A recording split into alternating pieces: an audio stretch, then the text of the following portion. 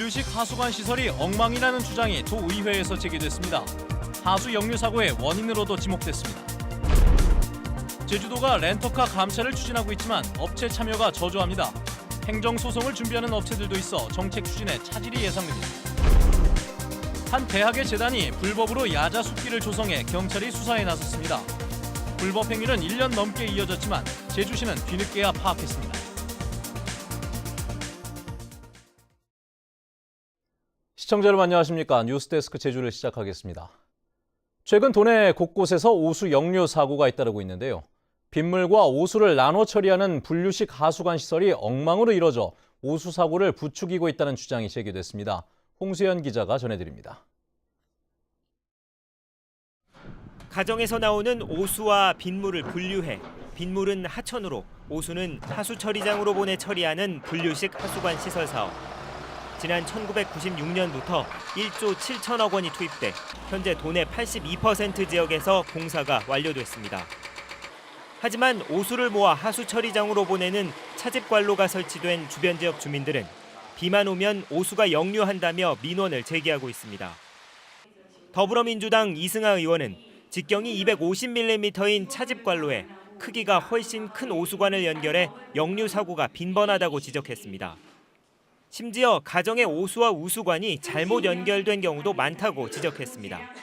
비만 오면 어떨까요? 넘쳐 흐릅니다.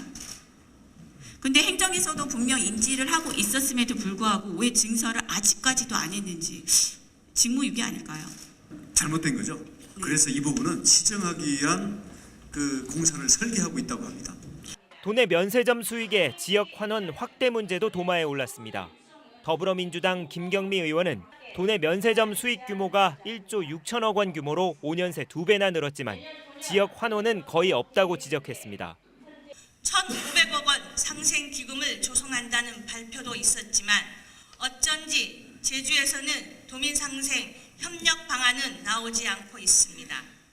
이에 대해 원지사는 면세점 매출액의 1%를 제주관광진흥기금으로 납부하도록 정부에 요구 중이지만 받아들여지지 않고 있다고 밝혔습니다. 형평성 또 면세점 경쟁력 하락, 즉 비용 요인을 상승시킨다. 비용 상승 요인이 된다는 이유로 현재까지는 계속 미반영이 되고 있습니다. 한편 최근 잇따르는 게스트하우스 범죄와 관련해 농어촌 민박 안전인증제의 실효성이 없다는 지적에 대해서는 행정에서도 어려운 부분이 많아 대책을 찾고 있다고 답했습니다. MBC 뉴스 홍수현입니다.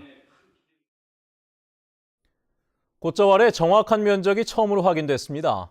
제주도가 제주 곶자왈지대 실태 조사 용역에 대한 중간 보고회를 열어 도내 곶자왈을 7개 곶자왈지대로 분류하고 면적을 99.5제곱킬로미터로 확정했습니다. 이는 당초 알려졌던 곶자왈 면적 106제곱킬로미터보다 6.5제곱킬로미터 준 것으로 제주도는 다음 달까지 이 같은 용역 결과를 근거로 곶자왈 보호지역과 관리지역 등의 기준을 정할 예정입니다. 한편 사업 부진의 곶자왈 포함 여부를 놓고 논란이 있는 구자읍 동복리 사파리월드 예정지도 곶자왈 지역에 포함됐습니다. 제주도가 교통 혼잡을 줄이겠다며 내년 상반기까지 렌터카 7,000대를 감차하기로 했죠. 그런데 업체들이 참여를 꺼리고 있고 일부 업체들은 행정소송까지도 불사한다는 입장이어서 차질이 예상되고 있습니다. 박주영 기자의 보도입니다. 제주 시내 한 대형 렌터카 업체. 이곳에서 갖고 있는 렌터카는 1,000여 대. 제주도의 렌터카 감차 정책에 따라 내년 6월 말까지 이중 300여 대를 줄여야 합니다. 하지만 업체는 반발하고 있습니다. 감차 보상금도 없는 데다 차량 보유 대수에 따라 감차 비율도 달리 적용돼 손해가 크다는 겁니다.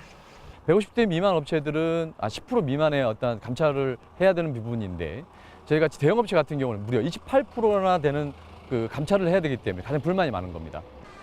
제주도가 어제까지 도내 렌터카 업체 130여 곳을 대상으로 감차 계획을 1차 마감한 결과 현재 계획을 제출한 곳은 67개 업체의 1,800여 대뿐. 당초 내년 6월까지 세웠던 7,000대 감차 목표치의 27%에 그쳤습니다. 감차 대상의 절반을 차지하는 대형 렌터카 업체 대부분이 불참했기 때문입니다. 제주도는 올 연말까지 자율감차를 독려하고 감차를 하지 않을 경우 보조금 지원 대상에서 제외하거나 운행을 제한할 방침입니다. 수급절위원회 심의를 거쳐가지고 차량 운행 제한이라든가 어떤 다른 조치 방안들을 이제 강구해 나갈 계획에 있습니다.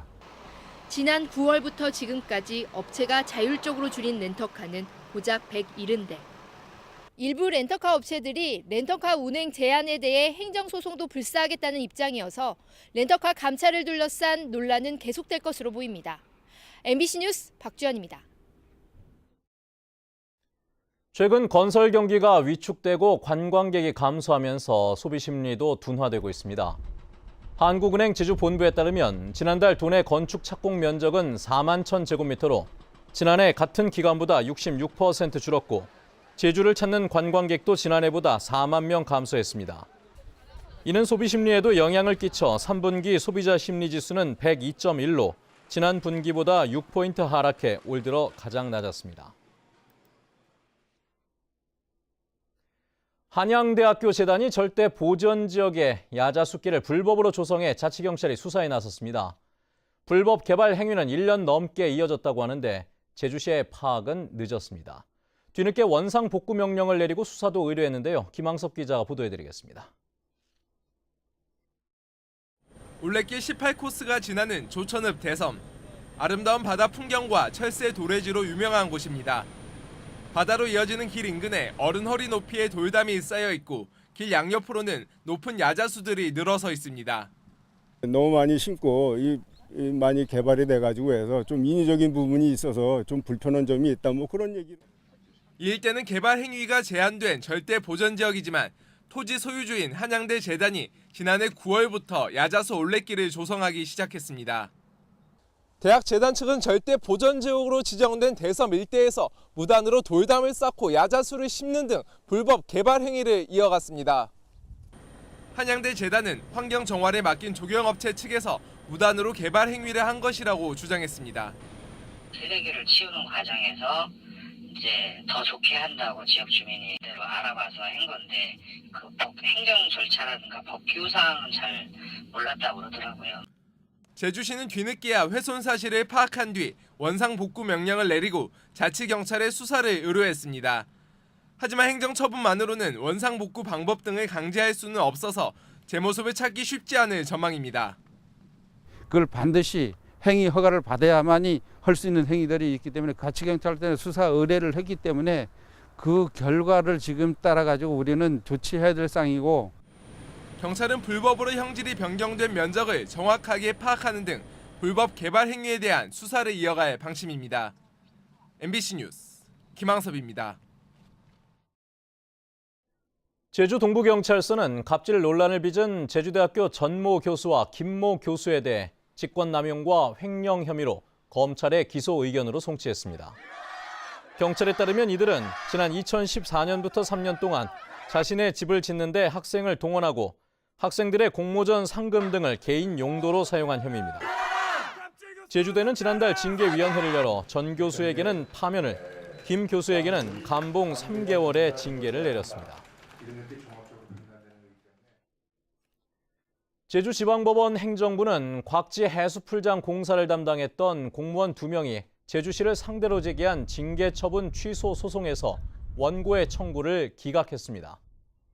이들은 지난 2015년 곽지 해수풀장 공사 과정에서 지구 단위 계획 변경 절차를 거치지 않았다는 이유로 견책 처분을 받자 제주시를 상대로 소송을 제기했습니다. 법원은 이들이 도지사의 변경 승인 절차 여부를 검토하지 않은 점에서 과실이 인정된다며 이같이 판결했습니다. 제주도 의회가 남북 정상의 한라산 방문을 요청하는 결의안을 채택했습니다. 제주도 의회는 오늘 본회의에서 한반도의 완전한 비핵화와 항구적 평화체제 구축을 위한 제4차 남북 정상회담 개최 지지와 세계 평화의 섬 제주 한라산 방문 요청 결의안을 재석 의원 38명 전원의 찬성으로 가결했습니다. 또 의원들은 국회가 판문점 선언 비준 동의안을 조속히 처리해 줄 것도 함께 촉구했습니다. 제주 해군기지 갈등을 겪은 강정마을 주민 10명 가운데 3명은 외상후 스트레스 장애에 시달리는 것으로 나타났습니다. 제주도와 광역정신건강복지센터는 지난 3월부터 석 달 동안 만 20세 이상 강정 주민 700여 명을 대상으로 조사한 결과 조사 대상자의 30%가 외상 후 스트레스 장애 증상을 보였다고 밝혔습니다. 또 조사 대상자의 12.8%가 우울 증상군에 해당됐고 최근 한 달간 한 번이라도 자살을 생각한 주민도 20.3%나 되는 것으로 나타났습니다.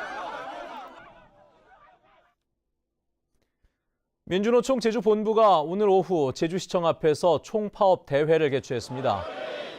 이들은 적폐청산과 노조할 권리, 사회 대개혁을 위해 민주노총 총파업에 동참할 것이며 총파업의 힘으로 비정규직 없고 차별 없는 평등 사회로 나아가겠다고 밝혔습니다. 오늘 제주 MBC에서 열린 11월 시청자위원회에서 위원들은 전반적인 경기 침체의 영향으로 내년 제주 경제 전망이 밝지 않다며 경제 전망 분석과 경제 활성화 대책 등에 대해 관심을 가져달라고 강조했습니다. 특히 관광 산업과 건설 경기 등은 내년에도 침체 상황이 예상되는 만큼 정부와 제주도 차원의 지역 경제 활성화를 위한 대책을 집중 보도해 줄 것을 주문했습니다. 제주도 교육청이 추진하는 IB 교육과정에 대해 시기상조라는 논란이 일고 있는 가운데 도입 협상도 난항을 겪고 있습니다. 제주도 교육청은 IBO 재단 측과의 협상에서 영어를 제외한 모든 과목을 한국어로 번역해 줄 것을 요구했지만 재단 측이 일반 교과도 최소 한 과목 이상은 영어로 수업해야 한다며 이사회에서 보류시켰다고 밝혔습니다. 한편 교육청은 내년 예산안에 IB 도입 예산 4억 원을 반영해 도의회의 예산 심사에서도 최대 쟁점이 될 것으로 보입니다. 제주특별법을 개정해 교육의회와 교육감사기관을 신설해야 한다는 주장이 제기됐습니다. 제주대학교 강주영 교수 연구팀은 제주도 교육청에 제출한 교육제도 개선 방안 최종 보고서에서 교육 분야에도 고도의 자치권을 보장한다는 제주특별법의 취지에 맞춰 도의회와 감사위원회와 분리된 교육 관련 기구가 필요하다고 밝혔습니다. 교육청은 이번 연구 결과를 바탕으로 개선 방안을 마련해 내년부터 특별법 개정 과정에 반영시킨다는 계획입니다. 제주혁신도시의 발전 방향과 추진 전략 등이 담긴 제주혁신도시 종합발전 계획이 확정됐습니다. 뉴스데스크 제주였습니다. 시청해주신 여러분 고맙습니다.